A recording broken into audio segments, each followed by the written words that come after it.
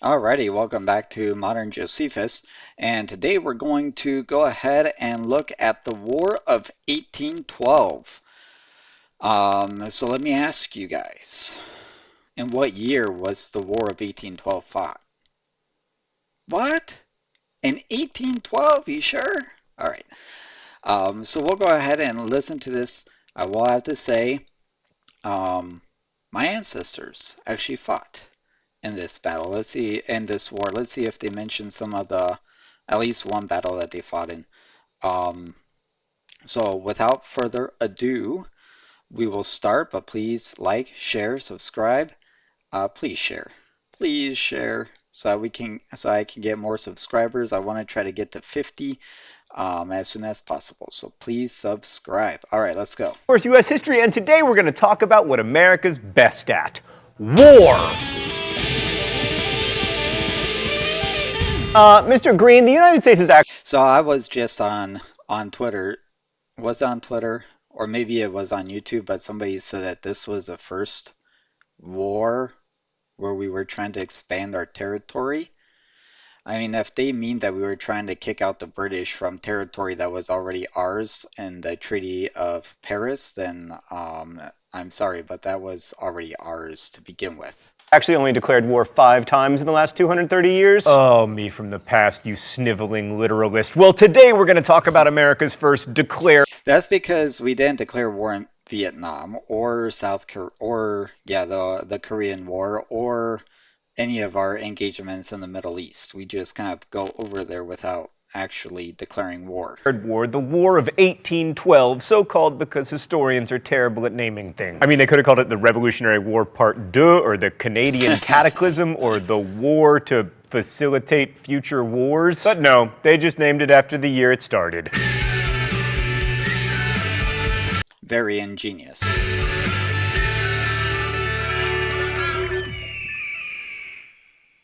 I know this disappoints the military historians among you, but as usual, we're going to spend more time talking about the causes and effects of the war than the actual, killing parts, because ultimately it's the ambiguity of the War of 1812 that makes it so interesting. The reason most often given for the War of 1812 was the British impressment of American sailors, whereby American sailors would be kidnapped and basically forced into British servitude. This disrupted American shipping. It also seems like a reasonably obvious violation of American sovereignty, but it's a little more complicated than that. First Yeah, I mean, this had been going on since the days of George Washington. of all, there were many thousands of British sailors working aboard American ships, so many of the sailors that the British captured were in fact British. Which gets to the larger point that citizenship at the time was a pretty slippery concept, especially on the high seas. Papers were often forged, and many sailors identified their supposed Americanness through tattoos of, eagles and flags. And there were several reasons why a British sailor might want to become or pretend to be an American, including that the Brits at the time were fighting Napoleon in what historians, in their infinite creativity, called the Napoleonic Wars. And on that topic, Britain's impressment policy allowed them both to disrupt American shipping to France and to get new British sailors to strengthen their war effort, which was annoying to the Americans on a couple levels, especially the French-loving Republicans, which is a phrase that you don't hear very often anymore. Another reason often given for the war was America's crazy conspiratorial Anglophobia. There was even a widespread rumor that British agents were buying up Connecticut sheep in order to sabotage the textile industry, lest you worry that America's fascination with conspiracy theories is new. So those pushing for war were known as war hawks, and the most famous among them was Kentucky's Henry Clay. They took the impressment of sailors as an affront to American national honor, but they also complained that Britain's actions were an affront to free trade, by which they meant America's ability to trade with Europeans other than Great Britain. And to be fair, the British were trying to regulate American trade. They even passed the Orders in Council, which required American ships to dock in Britain and pay tax before trading with other European nations. Britain, we were an independent nation. You can't do that kind of stuff. We have a special relationship. It's not that special. But the problem with saying this caused the war is that the orders had been in effect for 5 years before the war started, and they were rescinded in 1812 before the U.S. declared war, although admittedly we didn't know about it because it didn't reach us until after we declared war. There was no... Yeah, it didn't get there until afterwards. Twitter. Another reason for the war was Canada. That's right, Canada. Americans wanted you, and who can blame them with your excellent healthcare and your hockey and your first-rate national anthem? Stan, this is fun, but enough with the hashtag 1812 problems. According to Virginia Congressman John Rudolph, agrarian cupidity, not maritime rights, urges the war. We have heard but one word: Canada. Canada. Canada! I'm not here to criticize you, John Randolph, but that's actually 3 words. Now, some historians disagree with this, but the relentless pursuit of new land certainly fits in with the Jeffersonian model of an agrarian republic. And there's another factor that figured into America's decision to go to war: expansion into territory controlled by Native Americans. Oh, it's time for the mystery document? The rules I hope he gets back to that. I hope he gets back to that. here are simple. I try to guess the author of the mystery document. Usually I'm wrong and I get shocked. All right, let's see what we got here. You want, by your distinctions of Indian tribes and allotting to each a particular tract of land, to make them to war with each other. You never see an Indian come and endeavor to make the white people do so. It's Tecumseh! Drop the mic! Is something that I would do, except that the mic is actually attached to my shirt, so there's no drama in this. Clearly a Native American criticism of white people, and I happen to know that that particular one comes from Tecumseh, and I don't get shocked today. Yeah, there was a battle. I don't know if Tecumseh died in it or not, but he led, in my home state of Indiana, a revolt against the American government. However, the thing it doesn't have anything to do. This doesn't have anything to do with 1812. This battle was fought before 1812, before the actual War of 1812, and we already on paper owned all of that land through the Northwest Ordinance. So if you want to talk about taking away native lands, you should have addressed that in the Northwest Ordinance, not right before 1812. That doesn't make sense. So it shouldn't come as a surprise that Americans were continuing to push westward into territory where Indians were living. I mean, this was a big reason for the Louisiana. But this territory was already... The territory about Tecumseh, I don't know why he's jumping to Louisiana territory right now. It's not making sense. But the territory where all these people were migrating into, where Tecumseh rose up, was Indiana, the Northwest Ordinance, which is today's Wisconsin, Illinois, Indiana, Michigan, and Ohio. All right, that's the area we're talking about. So why he's pivoting into Louisiana, into the Louisiana Purchase, I don't know. And a purchase, after all. By the beginning of the war, more than 400,000 settlers had moved into territories west of the original 13 colonies, and they outnumbered American Indians by a significant margin. Okay, but most of them had not yet reached the area of the Louisiana Purchase. Most of them were just populating Indiana. I mean, Indiana was even that populated in 1812. Well, it was starting to be. Maybe there were more towns and things like that, but Tecumseh was leading a revolt in that area, so it wasn't that and Indiana didn't become a state until after 1812 in like 1819. Some native groups responded with a measure of assimilation. Cherokees like John Ross wanted to become more civilized, that is, more white and farmery, and some of them did even adopt such civilized practices. Well, he looks like a lawyer, if you ask me. Practices as written languages and slavery, the most civilized practice of all. People are always like, why aren't you more celebratory of American history? Well, why isn't there more to celebrate? But wait a second, but slavery is something... He acts like slavery was an American thing. America invented slavery. No, Native Americans have been enslaving people for years, hundreds of years before a European touched their big toe in America. This is what I don't understand about why they come from this angle. I don't get it. Other Indians wanted to resist. If you get it, leave it in the comments. Enlighten me why. The best known of these were the aforementioned Tecumseh and his brother Stan, can you just put on the screen? Yes, let's just enjoy looking at that. Right, that's just for all you visual learners. So he was also known as the Prophet because of his religious teachings and also because of the pronunciation issues. The Prophet encouraged Indians, especially those living in and around the settlement of Prophetstown, to abandon the ways of the whites, primarily in the form of alcohol and manufactured consumer goods. So stop drinking alcohol and eating refined sugars. This guy sounds like my doctor. Tecumseh was more militant, attempting to revive Neolin's idea of pan-Indianism and actively resisting white settlement. As he put... Yeah, he actually tried to bring the Indian tribes together in order to fight against the settlers. Sell a country? Why not sell the air, the great sea, as well as the earth? Did not the Great Spirit make them all for the use of his children? The Americans responded to this reasonable criticism in the traditional manner, with guns. William Henry Harrison destroyed the native settlement at Prophetstown in what would become known as the Battle of Tippecanoe. He would later ride that fame all the way to the presidency in 1840, and then, spoiler alert, he would give the longest inauguration address Tippecanoe and Tyler too was his slogan. Ever catch a cold and die 40 days later. Let that be a lesson to you American politicians. Long speeches, fatal. Even though they say that he probably died from drinking the water there.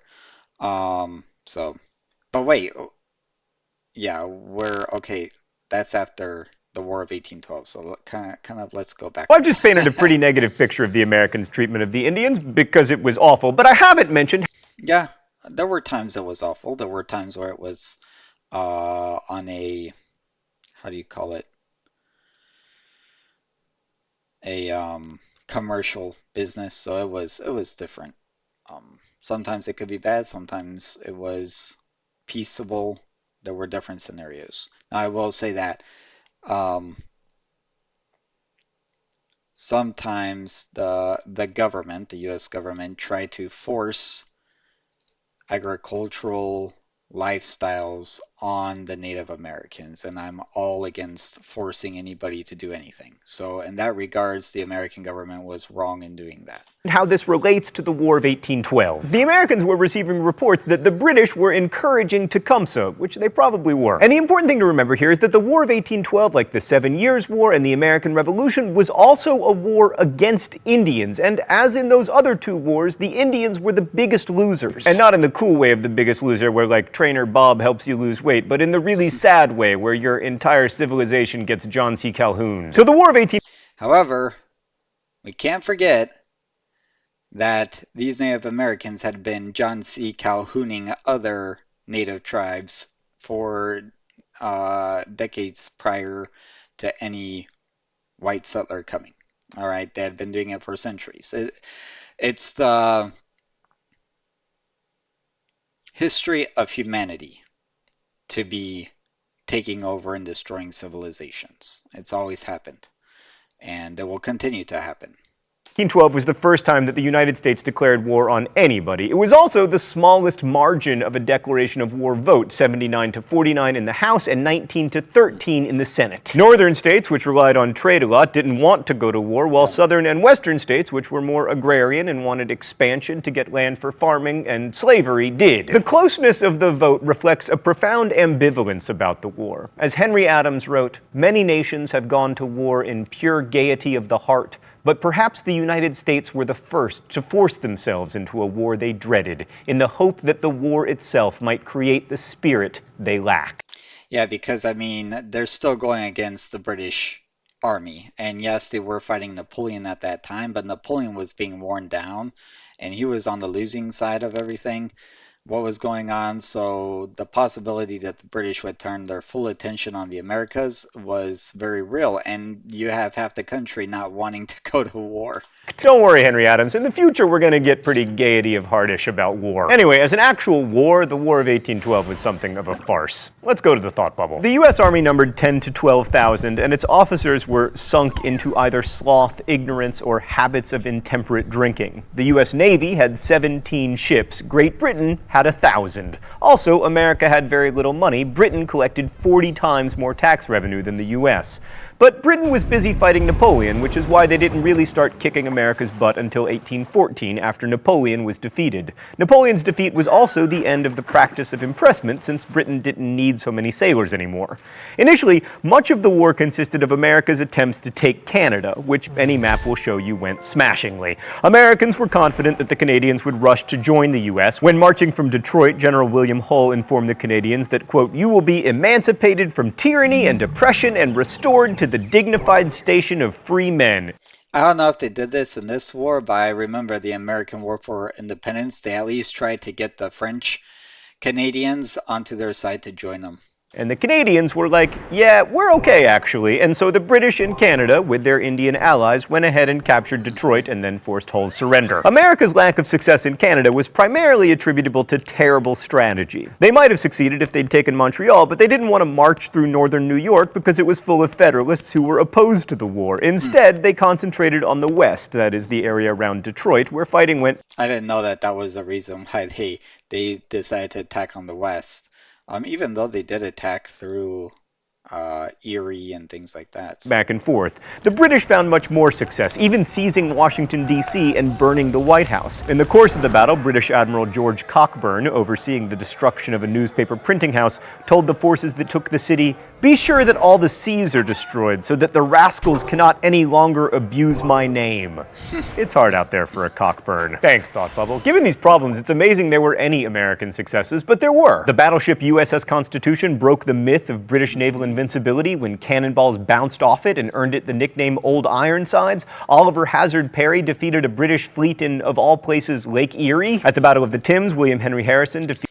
And the Battle of the Thames is where my ancestor fought. Tecumseh, and the Battle of Horseshoe Bend showed one of the reasons why Indians were defeated when Andrew Jackson played one group of Creeks against another group of Creeks and Cherokees. 800 Indians were killed in that battle. And speaking of Davy Crockett was on that campaign.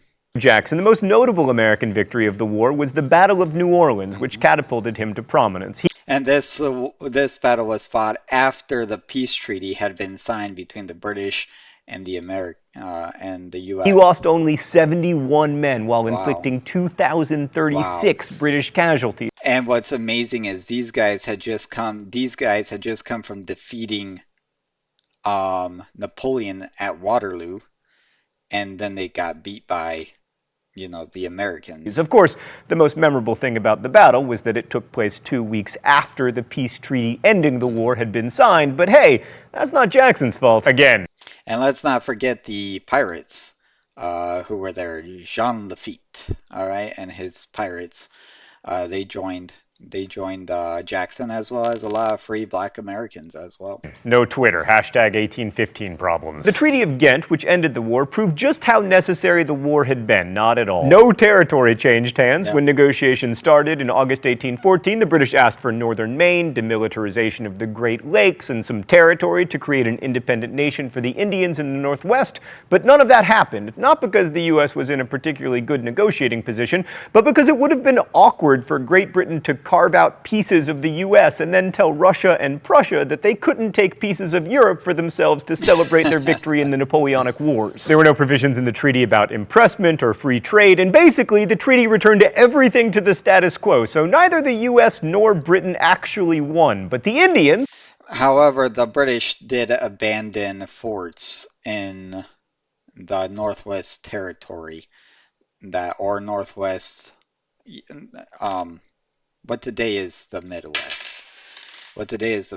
Midwest, Ohio and Michigan and things like that. They abandoned forts that were up there. Who suffered significant casualties and gave up even more territory, definitely lost. So with a treaty like that, the war must have had a negligible impact on American history, right? Except no, the War of 1812 confirmed that the U.S. would exist. Britain would never invade America again until 1961. I mean, the U.S. were good customers, and Great Britain was happy to let them trade as long as that trade wasn't helping a French dictator. The war launched Andrew Jackson's career and solidified the settlement and conquest of land east of the Mississippi River, and our lack of success in Canada reinforced Canadian nationalism while also ensuring that instead of becoming one great nation, we would forever be Canada's pants. The war also spelled the end of the Federalist Party, which tried in 1815 with the Hartford Convention to change the Constitution. In retrospect, the Hartford Convention proposals actually look pretty reasonable. They wanted to eliminate the clause wherein black people were counted as 3/5 of a human and require a 2/3 congressional majority to declare war.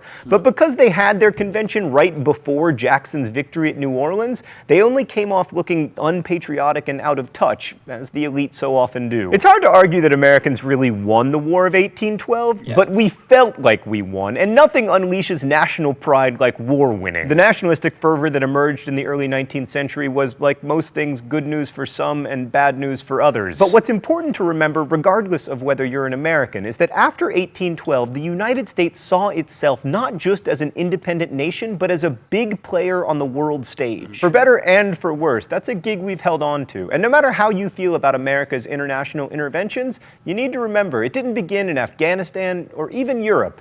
It started with freaking Canada. Thanks for watching. I'll see you next week. Crash Course is produced and directed by Stan Mower. The scripts. Yeah, they basically, it basically was a draw. I would never consider it a victory. We were lucky that the British didn't want to keep going. They were probably tired after years of fighting Napoleon. They probably wanted to end hostilities too. It wasn't, you know, they didn't want to keep going on another war. So, and probably after the defeat at New Orleans, they were probably very glad that they had signed that peace treaty. But because they would have lost even more men, maybe victory at the end. But I mean, the American Revolution had happened and lesson learned. So disagreements here with some of this. For the most part, it wasn't that bad as the other previous ones. They didn't slander Thomas Jefferson all over again, so I'm happy about that. Like, share, subscribe. Let's get to 50. So make sure in order to get to 50, we have to share. All right, and talk it up and get people into it. So if they want, and I don't mind disagreements. You leave your comments down below and disagree all you want. I do read them, and sometimes I respond. I know sometimes, if you write one that's too long with too many points, I probably won't respond, but, I do read it. So thanks for watching, and we'll see you in the next video.